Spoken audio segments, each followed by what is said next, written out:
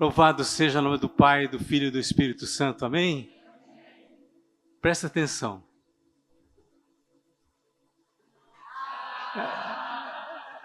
Já aprendi 3 palavras, né? Eu amo você. Então, é tão bom estar aqui, né? A gente ficou de castigo um pouquinho por causa do cálculo renal, mas graças a Deus estamos aqui de volta. Eu agradeço as orações dos irmãos, porque não é fácil, não. No domingo passado, eu assisti pela transmissão o pastor Jeff pregar sobre falar de Jesus. Quanto mais nós conhecemos Jesus, mais falamos de Jesus, né? Eu só consigo falar de Jesus se eu conheço. Eu quero continuar falando de Jesus, mas no sentido da identidade, nós nos identificando com Jesus. Como desenvolver uma identidade em Cristo Jesus. Gostaria que você abrisse sua Bíblia em Romanos capítulo 8, versículo 29. Romanos capítulo 8, versículo 29, que diz o seguinte: porque os que dantes conheceu, também os predestinou para serem conforme a imagem de seu Filho, a fim de que ele seja o primogênito de muitos irmãos. Vamos ler de novo? Porque os que dantes conheceu, também os predestinou para serem conformes à imagem de seu Filho, a fim de que ele seja o primogênito entre muitos irmãos. Queridos, se eu fizesse aqui um pedido, se eu fosse uma autoridade que viesse aqui, pedisse vocês se identificar, o que vocês apresentariam para mim para se identificar? A identidade. Quem tem uma RG aí? Dessas RG nova. RG não RG, carteira de motorista, RG. Ninguém tem, estão em crise de identidade, hein? Ninguém tem identidade. E velha? Tem? Quem tem? Aí. Uma jovem aqui. Uma jovem. Esse é motorista. Não, RG.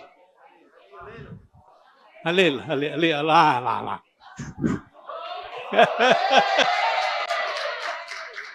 Vem cá. Olha, essa foto aqui é sua? Essa foto é sua? Olha só, aqui nesse documento tem os dados da Leila. Tem a foto dela, muito bonita, por sinal. Desculpa. Tem o polegar, que é o digital, né? Tem a assinatura de quem aqui? Sua. E tem os dados aqui, o nome da mãe, do pai, data de nascimento, onde ele nasceu. Petrópolis, Rio de Janeiro? Petrópolis. É mesmo? Tem o número do CPF. Enfim, tem vários dados que identifica quem? Leila. Só ela vai ter o polegar, né, digital desse jeito aqui. Só ela vai ter pai e mãe, né? Eu acho que não vai ter homônimo de pai e mãe, não, né? Então, essa aqui é uma identidade de uma pessoa única, a Leila. Obrigado, Leila. Mas eu quero falar de uma identidade diferente. Eu quero falar de uma identidade relacional, que tem a ver com a identidade pessoal, a identidade cultural, social, mas, sobretudo, uma identidade pessoal. Quero falar sobre essa identidade que nós temos que ter em Cristo Jesus. Nós temos que nos parecer com Cristo Jesus. Quero ver um exemplo de... Cadê Guilherme? Guilherme, vem para cá. Vou tirar o paletó para ficar igual. Olha só. Vem cá, Gui. Não foi combinado. Mas é fácil. Eu sempre vejo assim. Olha, eu não liguei para a casa dele, nem ele ligou. Alguém ligou? Não. Existe exemplo melhor do que identificação? Identidade? Ele é minha cópia. Se bem que eu tenho cabelo, né? Mas é isso que Jesus quer. Jesus quer que nós vistamos igual a Ele. Que sejamos igual a Ele, parecidos com Ele. Essa é a identidade que nós temos que ter em Jesus Cristo. Buscar em Jesus. Não é? Tá bom?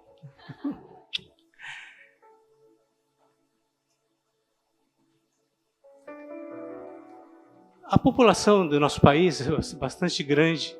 Nosso Brasil é um território bastante intenso, extenso, né? Lá no Nordeste tem um povo que se identifica de um jeito. Lá no Sul tem outro povo. É bem diferente, né? É o mesmo país, mas é bem diferente o sotaque, a voz, o jeito de falar. Eu quando vim de Curitiba, sou de Curitiba, Paraná, eu vim em 1983, no século passado. Quando eu falo 1983, eu lembro, é século passado, gente. Eu vim carregado de características sulistas.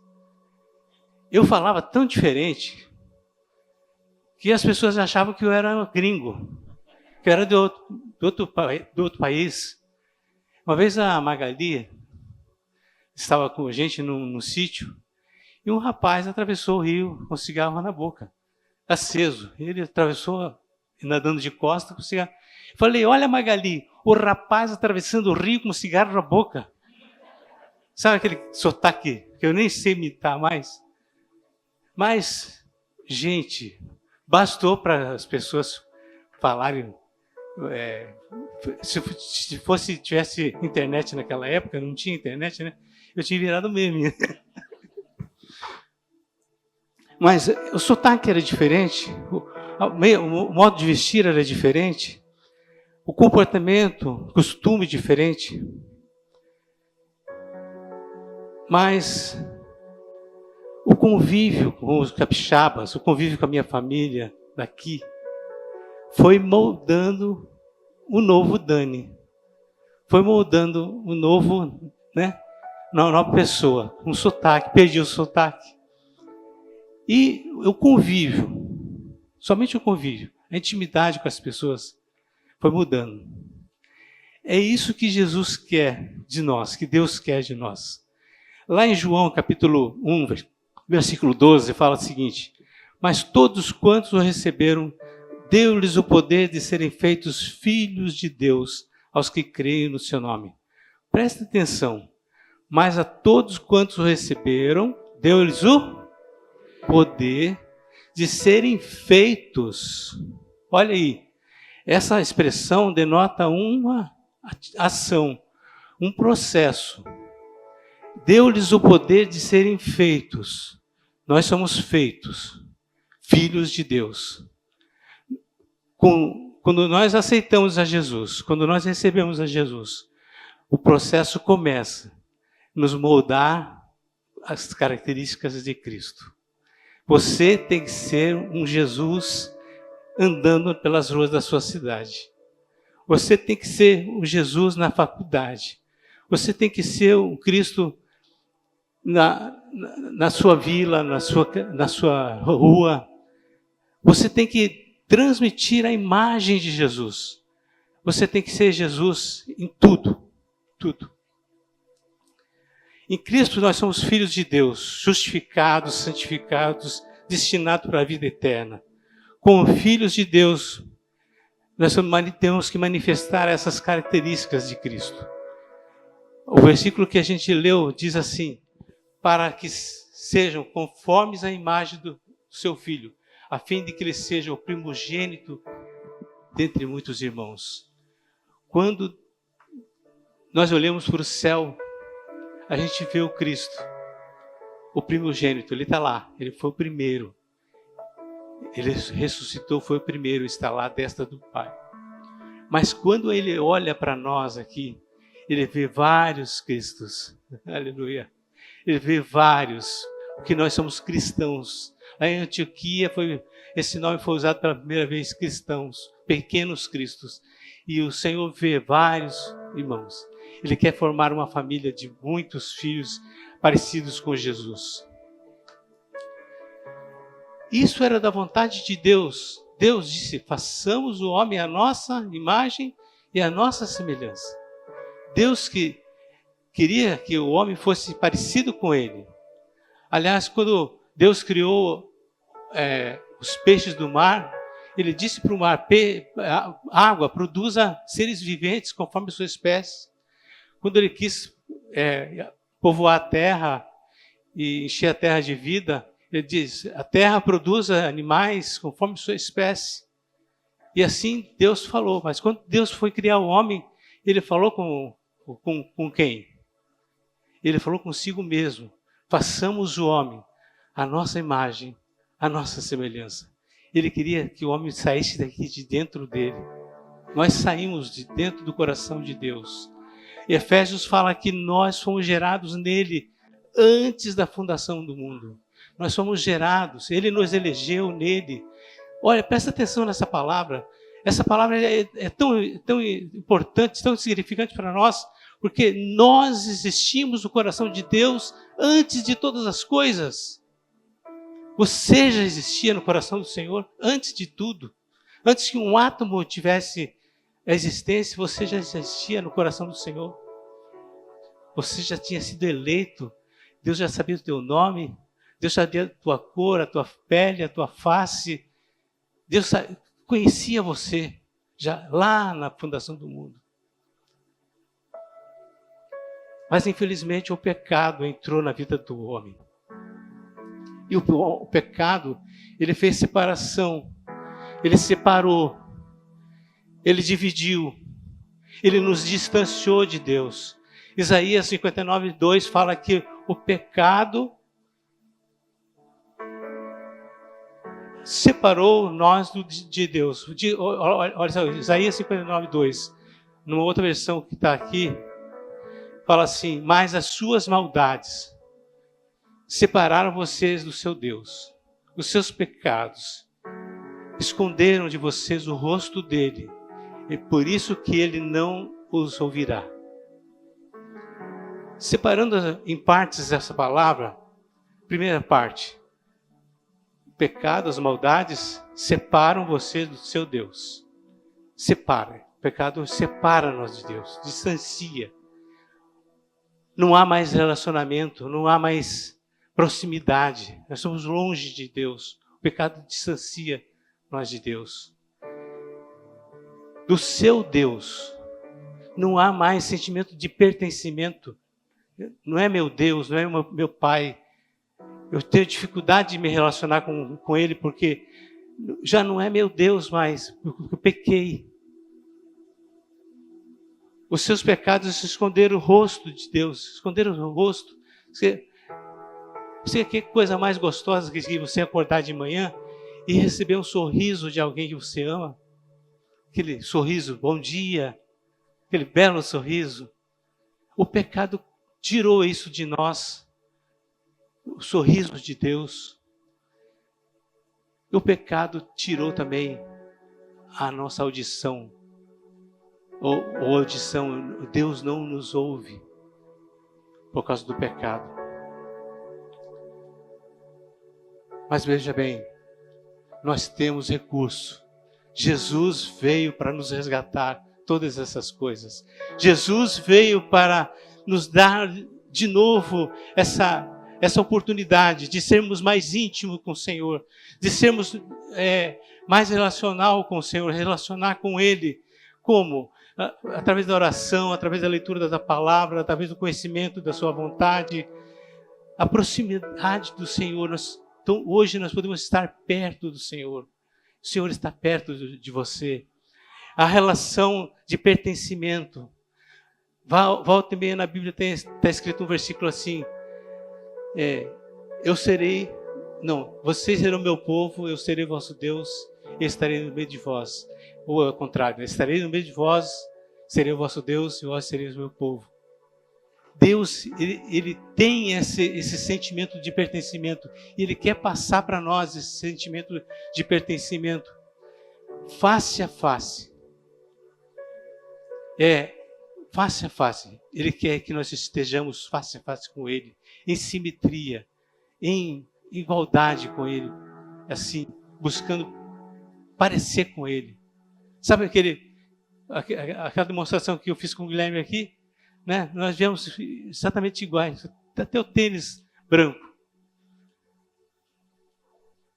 É essa simetria que nós temos que ter com Deus. E João 1,14 fala assim, o Verbo se fez carne e habitou entre nós, e vimos a sua glória, uma glória do unigênito do Pai, cheio de graça e de verdade. Jesus, ele veio nos redimir, ele veio resgatar essa imagem, essa identidade original. Quando Jesus assumiu a sua forma humana, foi a forma mais eloquente, foi o modo mais eloquente dele falar, porque o verbo é a comunicação. Ele era a comunicação de Deus para o Pai. Foi a forma mais eloquente dele falar conosco. Eu vim para resgatar vocês do mal que o pecado fez para vocês. Vocês foram distanciados de Deus, mas eu vim para aproximar. Eu vim para fazer nova todas as coisas.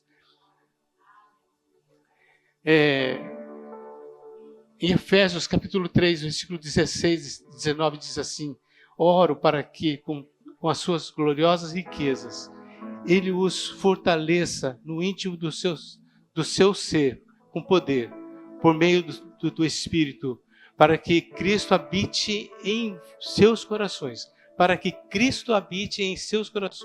mediante a fé. Oro para que vocês, arraigados, alicerçados em amor, possam, juntamente com todos os santos, compreender qual é a largura, qual é o comprimento, a altura e a profundidade, e conhecer o amor de Cristo, que excede todo o conhecimento, para que vocês sejam cheios da plenitude de Deus. Olha só, que palavra poderosa. Só essa leitura já bastava para nós. Para que vocês sejam cheios da plenitude de Deus. O que é isso? No grego, o pleroma, que significa natureza divina, os atributos divinos em nós. Deus quer ver os atributos divinos em nós. Então, como o pai que tem um filho, né? Qual é o pai que não quer que o filho se pareça com ele? Né? Às vezes não parece, às vezes só aparece só o branquinho do olho, né? Mas o pai fica todo orgulhoso porque o filho se parece com ele. Ele segura o filho assim, né? Ou como se estivesse olhando no espelho, né? Qual é o pai que não quer que os seus filhos se pareçam com ele? Se parece. É uma felicidade para o pai ver os filhos, né? E para Deus, você acha que é diferente? Não. Deus quer olhar aqui na Terra e ver as suas características em nós. Os seus atributos comunicáveis. Está certo que tem atributos que não são comunicáveis, são pertencentes somente a Deus.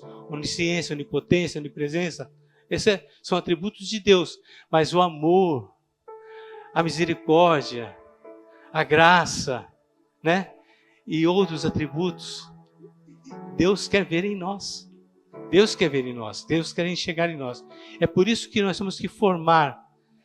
Que o texto fala assim, pois aqueles que de antemão conheceu também os predestinou para serem conforme a forma, né? Conforme a imagem do seu filho, a fim de que ele seja o primogênito de muitos irmãos. A nossa transformação segundo a imagem de Cristo é um processo gradual, de cada dia, de glória em glória, cada dia, de passo a passo.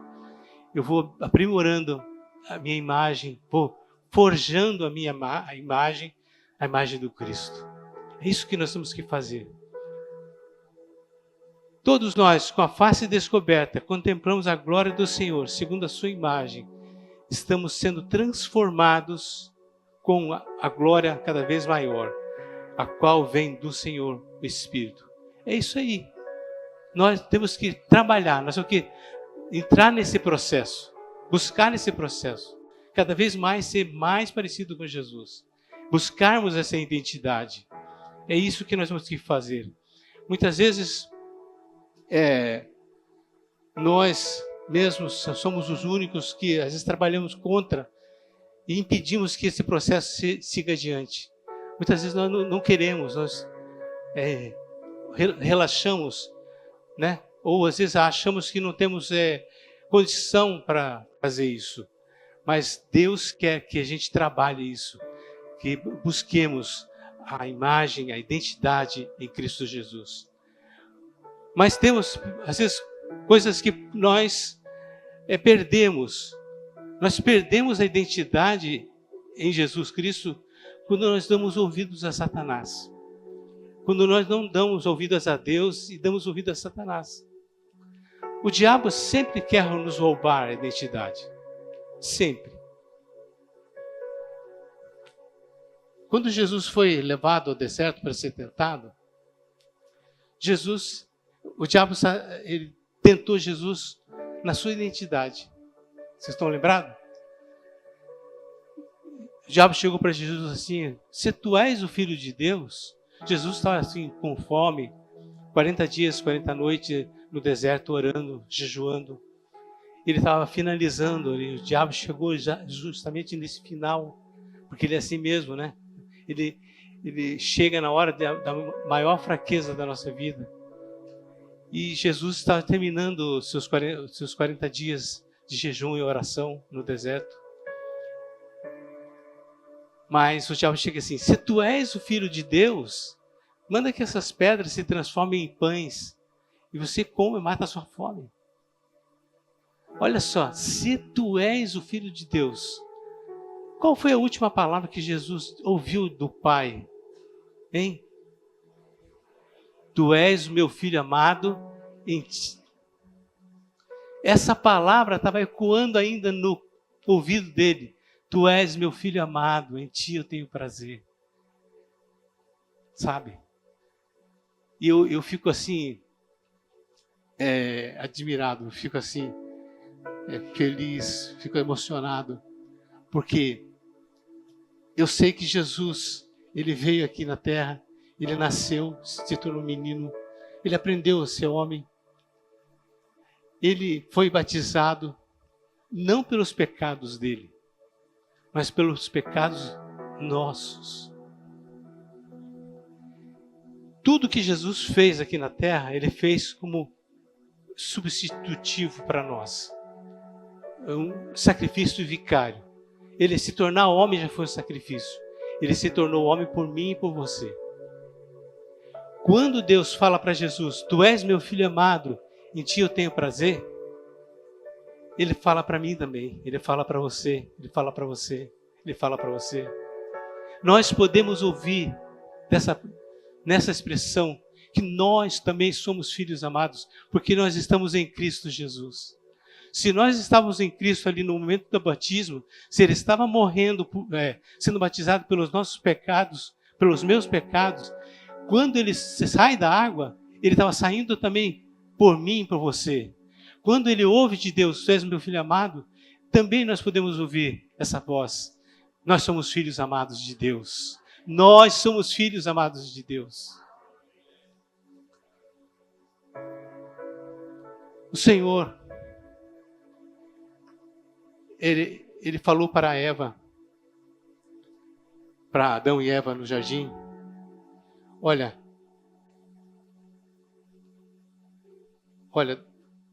tudo que está no jardim, coma livremente de qualquer árvore do jardim. Mas não coma do conhecimento do bem e do mal, porque o dia dela comer, certamente morrerás. Essa era a ordem do Senhor. Olha só o que o diabo faz.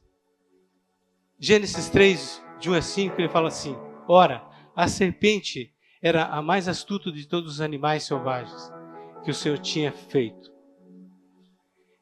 E ela perguntou à mulher: foi isso mesmo que Deus disse? Olha só, mas já é intencional. Foi isso mesmo que Deus disse? Não comam de nenhum fruto das árvores do jardim? Foi isso que Jesus disse? Foi isso que Deus disse? Não, o que Deus disse? Comam livremente de todas as árvores. Somente uma que não podia comer.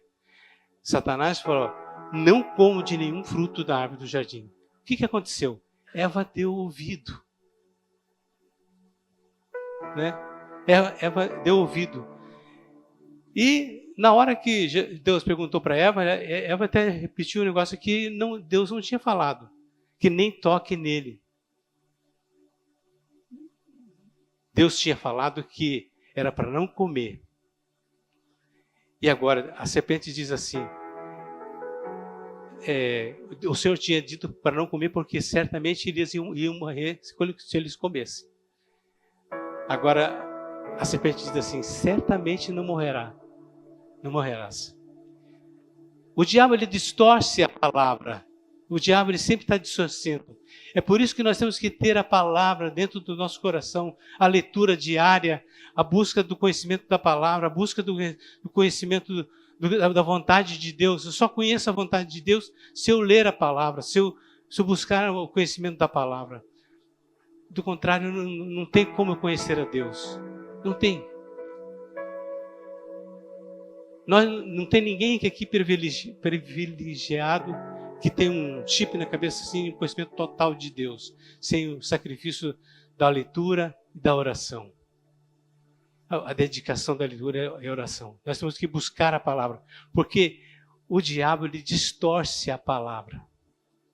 Distorce. O apóstolo Tiago, ele fala assim: meus amados irmãos, não se deixem enganar.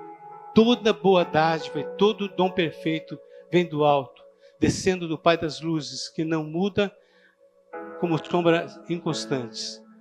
Por sua decisão, ele nos gerou pela palavra da verdade, para que sejamos como que os primeiros frutos de tudo que ele criou.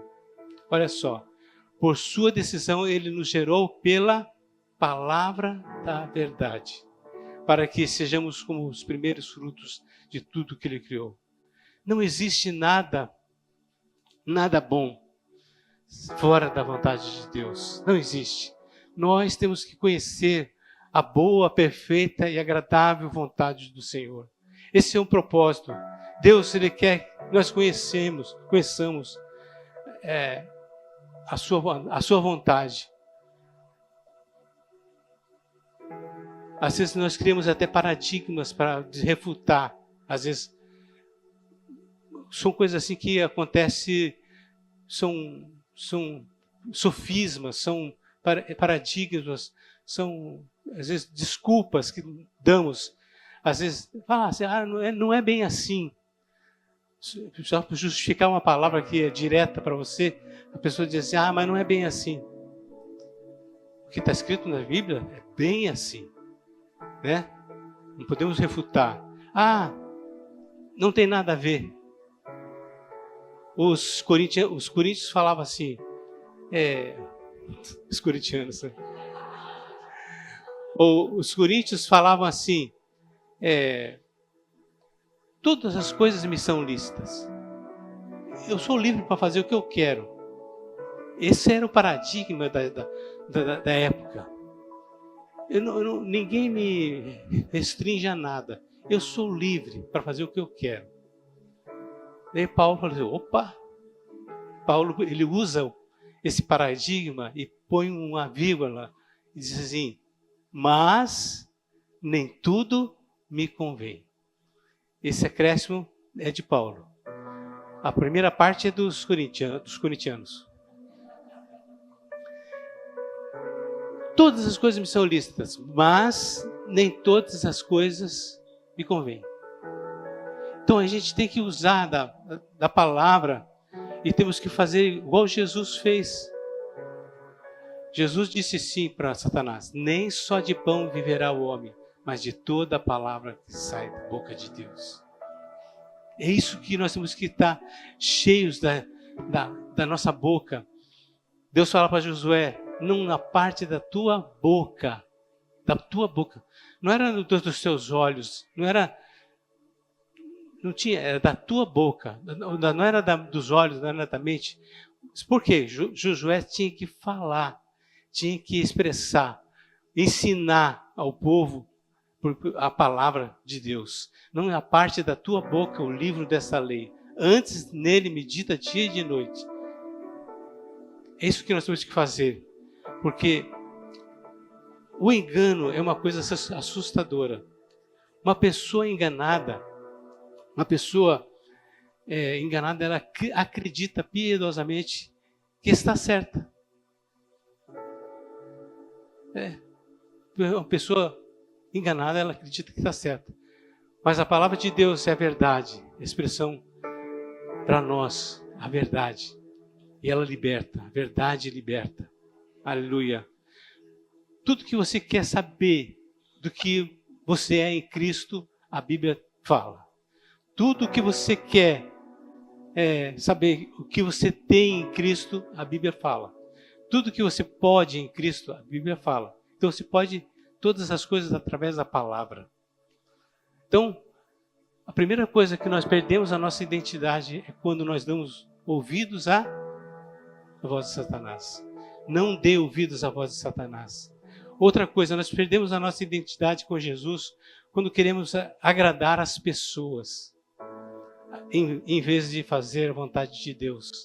Agradar, esse é um problema sério. Agradar as pessoas. Adão, ele quis agradar a Eva. Ele tinha muito bem a autoridade de falar com Eva. Eva, ele era o guardião da lei, ele era o sacerdote. Ele guardava o mandamento do Senhor. E qual era o mandamento do Senhor? Que não era para comer da árvore do jardim, no meio do jardim, a árvore do conhecimento do bem e do mal. Ele era o guardião dessa palavra. Ele era o guardião dessa lei. O que ele tinha que fazer? Eva, você comeu?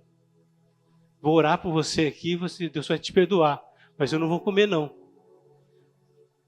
Mas o que Adão fez? Chegou lá e comeu. Deliberadamente, ele escolheu. Ele não foi enganado como Eva foi enganada. Mas ele, deliberadamente, comeu. Então, muitas vezes, nós temos em casa pais, mãe, filhos, são parentes. Nós amamos os seus pais, amamos. Mas eu digo assim, uma coisa: se os teus pais, se teus irmãos, se tua mãe, teu parente que você ama muito, pecar, qual é a sua atitude? Você vai passar a mão na cabeça dele? Nós não podemos transigir com o pecado, mesmo que a pessoa seja a melhor pessoa do mundo. Jesus fala assim, lá em Mateus 10, 37, quem ama o pai ou a mãe mais do que a mim, não é digno de mim. Quem ama o filho ou a filha mais do que a mim, não é digno de mim. Eu não posso acobertar o pecado da pessoa que está ao meu lado. Por mais que eu ame essa pessoa, por mais que ela seja meu parente, meu pai. Você ama seu pai, né? Eu amava meu pai. Meu pai já faleceu, minha mãe também. Mas, nesse sentido, Jesus está falando assim, vocês não podem acobertar pecado. A nossa relação com Deus deve ser essa. Pureza, né? Está estabelecida em Cristo uma atitude que nós temos que ter de mostrar clareza em relação às coisas de Deus, às coisas do céu. Você tem que amar a Deus sobre todas as coisas. Amar ao Senhor sobre todas as coisas. Terceira coisa que nós perdemos, podemos perder a identidade em Cristo quando nós deixamos ser influenciado pelo nosso coração, pela nossa vontade, pelo nosso desejo. Jeremias falava em em capítulo 17, versículo 9, fala assim: enganoso é o coração, mais do que todas as coisas, e perverso, quem os conhecerá? O coração fala de desejo, fala de vontade, fala do nosso nome interior, fala da nossa alma. A alma é mente, emoções e vontade, que tem que estar controlada pelo Espírito Santo, tem que estar dominada pelo Espírito Santo. Jesus fala em Mateus 16, 25, porque aquele que quiser salvar a sua vida, perdê-la-á. E quem perder a sua vida por amor de mim, achá-la-á. Jesus estava falando aqui do psique, dessa vontade, desse querer, né? Desse desejo. Não é o que nós pensamos, não é o que nós desejamos, não é o que nós decidimos. Quando nós entregamos para Jesus a nossa vida, nós estamos deixando o Senhor, o governo da nossa vida. Mateus 6,33 diz assim: buscai primeiro o reino dos céus, e todas as outras coisas serão acrescentadas. Jesus quer que nós busquemos, que nós sejamos submissos ao reino dele, ao reino do Senhor. A primeira bem-aventurança fala assim: bem-aventurados humildes de espírito, porque deles é o reino dos céus. Humilde de espírito é aquele que se declara totalmente dependente de Deus, dependente da sua misericórdia, dependente do seu amor, dependente da sua provisão, dependente de Deus. Tem um filósofo francês, matemático francês, que fala assim: cogito ergo sum. Penso, logo existo. René, ele morreu pensando assim, dessa maneira. Penso, logo existo. Mas eu digo assim, que René estava errado.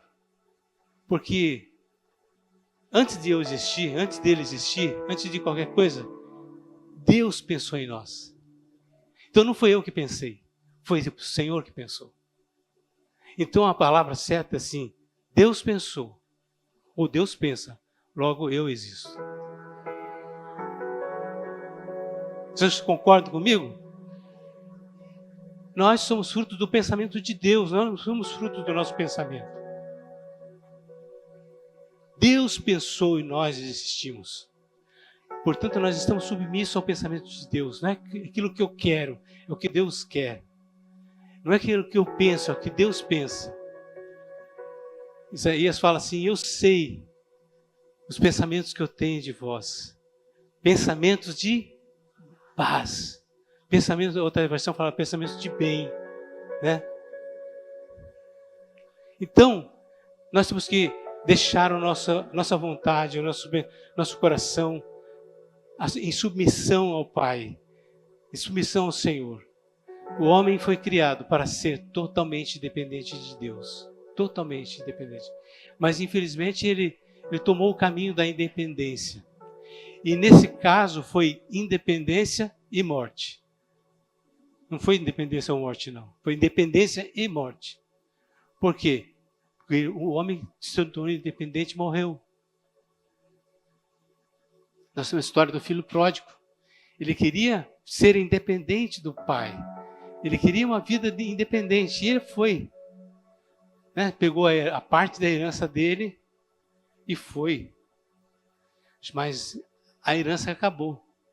Agora ele se vê num lugar em que ele nunca imaginava ele estar. Num lugar apacentando porcos. E ali ele tem de dizer: como eu era dependente do meu pai, como eu tinha tudo, né? A comidinha na hora certa, tinha todas as coisas, o conforto. Quantos trabalhadores na casa do meu pai têm a melhor vida do que eu? E eu estou aqui padecendo com essa miséria. Ele se lembrou que ele precisava ser dependente do pai. E é isso que nós temos que fazer. Nós temos que mirar o nosso coração ao coração de Deus e fazer a vontade de Deus. Conhecer a vontade de Deus, que é boa, perfeita e agradável. O apóstolo Paulo fala em Romanos capítulo 12. Rogo-vos, pois, irmãos, pelas misericórdias de Deus, que apresenteis os vossos corpos em sacrifício vivo, santo e agradável a Deus, que é o vosso culto racional. Não vos conformeis com este século, o mundo, ou era, mas transformai-vos pela renovação da vossa mente, para que experimenteis qual seja a boa, perfeita e agradável vontade de Deus. É isso que Deus quer, que nós sejamos. O nosso culto é nós entregarmos totalmente ao Senhor.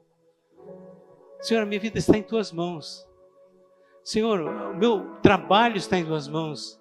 A minha faculdade está em Tuas mãos. O meu casamento está em Tuas mãos. Os meus filhos estão em Tuas mãos.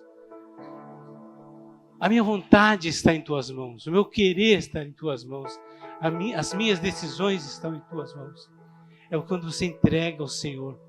Aí você desperta a mansidão. Você não briga por nada. Você entrega para o Senhor. Você entrega tudo ao Senhor.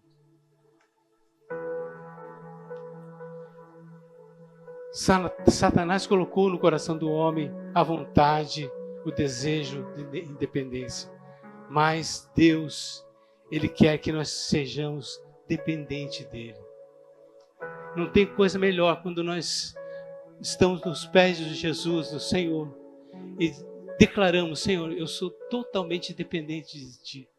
Faça da minha vida o Teu querer. Faça da minha vida a Tua vontade. É isso que nós temos que fazer. Quarto, só para finalizar. Perdemos a nossa identidade com Jesus quando não sabemos quem somos e nem o que temos em Deus. Será que alguém consegue viver a vida, uma vida cristã, sem saber quem você é em Jesus? Quem você é em Jesus? O que você tem em Jesus? Se alguém perguntar para você na rua, o que você é em Jesus?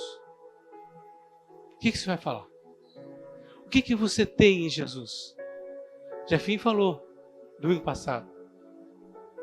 Eu só posso falar de Jesus se eu conheço Jesus. Eu só posso falar de Jesus se eu tenho intimidade com Ele, se eu vivo com Ele.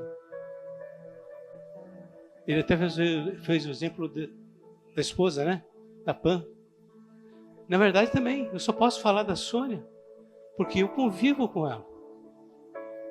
Eu sei falar dela porque eu convivo com ela. E se você convive com Jesus, você sabe falar de Jesus. Agora, se você não sabe, não convive com o Senhor, se Deus está distante de você, como que você vai falar de Deus para as pessoas? Como que você vai falar de Jesus para as pessoas? Primeira coisa, o que você é em Jesus? Você é filho de Deus. Você é irmão de Jesus. Esses dias eu falei com uma irmã que nós somos irmãos de Jesus. Ela falou: nós somos irmãos de Jesus? Somos irmãos de Jesus. Ele é nosso irmão mais velho. Ela falou: nunca na minha vida eu ouvi falar que eu era irmã de Jesus. Eu falei assim: então, muito prazer. Jesus é seu irmão. Nós temos que ter Jesus como irmão mais velho. Ele é o Senhor, Ele é Deus, mas é o nosso irmão mais velho. Ele está ao lado do Pai. E o Pai está só esperando Ele vir buscar os outros irmãos. Eu, você, todos nós. Para juntarmos numa grande família. Aleluia. Nós somos, já lemos aqui João 1,12, mas a todos quanto receberam, deu-lhes o poder de serem feitos filhos de Deus. Deu-lhes o poder, deu-lhes o direito de nós nos formar, nos forjar parecidos com Ele, parecidos com Jesus. Em Romanos 8,16 fala assim: o mesmo Espírito, o Espírito Santo, o Espírito de Deus, que está dentro de nós, testifica com o nosso Espírito. Você pode ver que na sua Bíblia está assim: o mesmo Espírito, com letra maiúscula, Espírito de Deus, testifica com o nosso espírito, letra minúscula, espírito nosso, que nós somos filhos de Deus. Aleluia! Você é um filho de Deus. Você é uma filha de Deus. Nós somos filhos de Deus. Então, a primeira coisa que eu tenho que ter na resposta, quando perguntar o que você é em Jesus, se é filho, irmão, é irmão de Jesus e filho de Deus. Nós somos escolhidos de Deus. Nós somos escolhidos de Deus. Você imaginou isso? Diante de todas as coisas do mundo inteiro, nós somos escolhidos. O ser humano foi a única da criação que Deus olhou para ele para criar. Todas as outras coisas foram criadas pela palavra. Deus disse haja e houve, pela expressão do bara, né, da palavra, foi criando todas as coisas. Mas o homem Deus criou com as suas próprias mãos. Diz a Bíblia que ele pegou da argila, do barro, e fez o homem com as suas próprias mãos.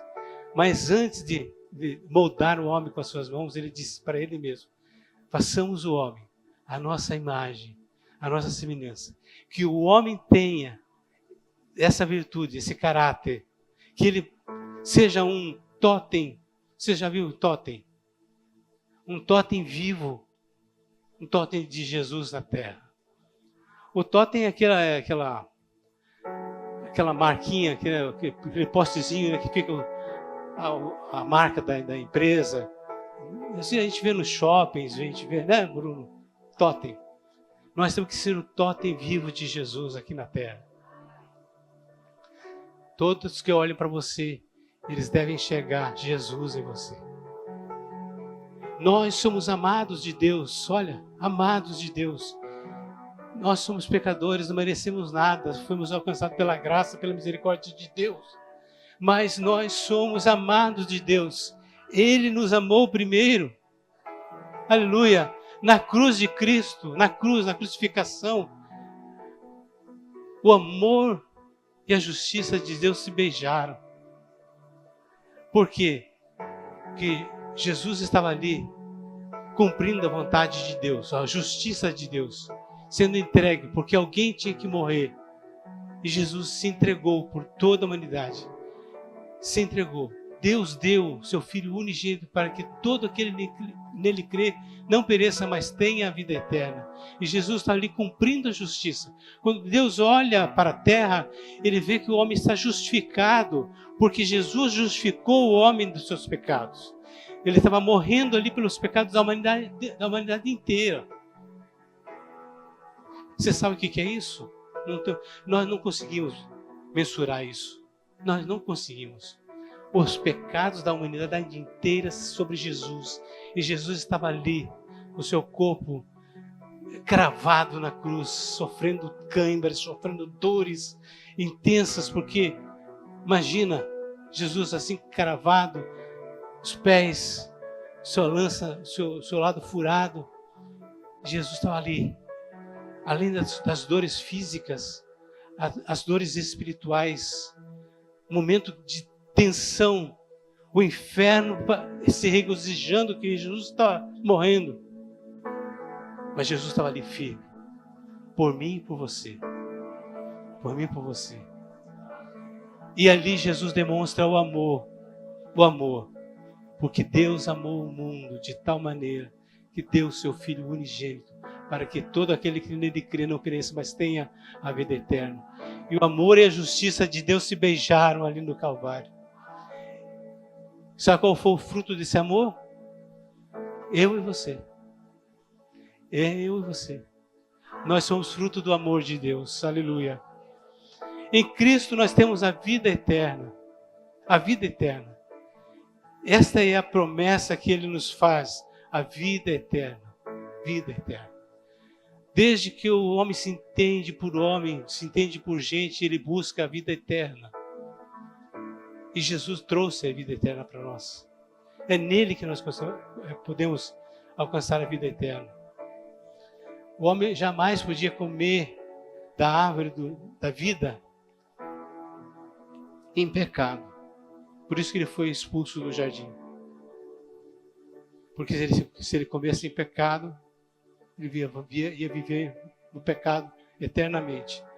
Mas ele foi expulso. Mas um dia nós vamos comer da árvore do fruto que o Senhor preparou para nós. A árvore da vida. Aleluia. Em Cristo nós temos um lugar especial. Um lugar preparado para Ele. Ele fala assim em João 14, 1, 2. Não se turbe o vosso coração. Não se preocupem, não fiquem turbados. Não se turbe o vosso coração. Credes em Deus, crede também em mim. Na casa de meu Pai há muitas moradas. Se não fosse assim, eu teria dito, vou preparar-vos lugar. Se eu for, voltarei para mim mesmo. E onde eu estiver, estejais vós também. Aleluia! Glória a Deus! Você é especial para o Senhor. Fale para a pessoa que está do seu lado, você é especial para o Senhor. Você é muito especial.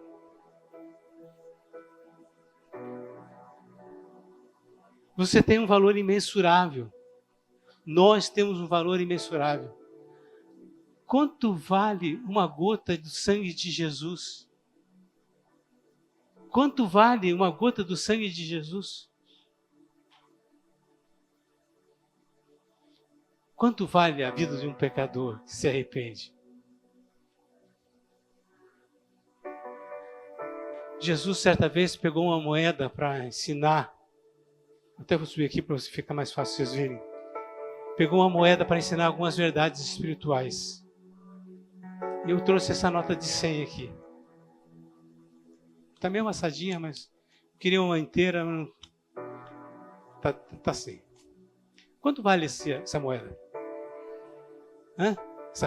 100 reais? Vocês estão vendo aí? Vale 100, não vale? Por que ela vale 100? Por que ela não vale 200? Está escrito? Mas se está escrito, e mesmo assim, por que ela vale 100 reais? Esse alguém está aqui. Autoridade monetária, assinado, ministro da Fazenda, assinado, que vale 100.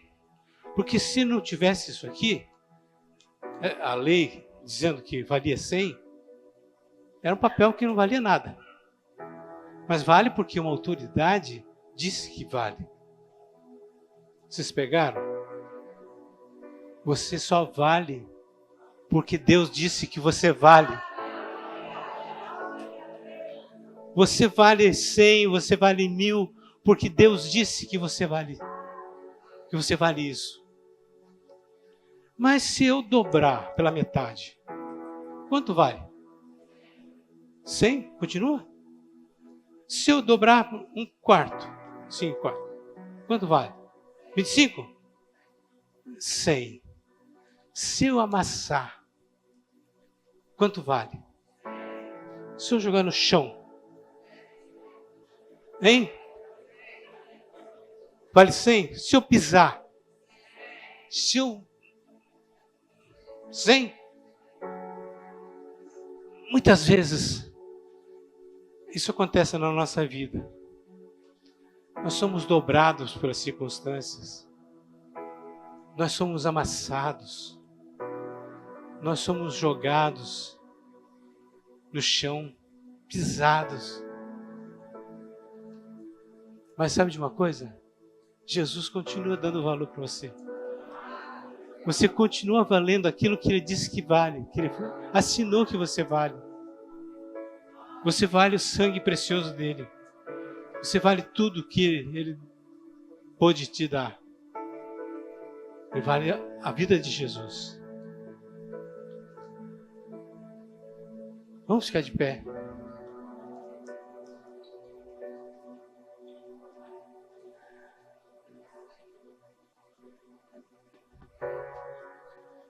Você, nessa noite, eu tenho certeza que o Espírito Santo falou ao seu coração. Eu tenho certeza que o Espírito Santo falou, porque não tem... Essas palavras não são minhas, são palavras de Jesus. São palavras de Deus.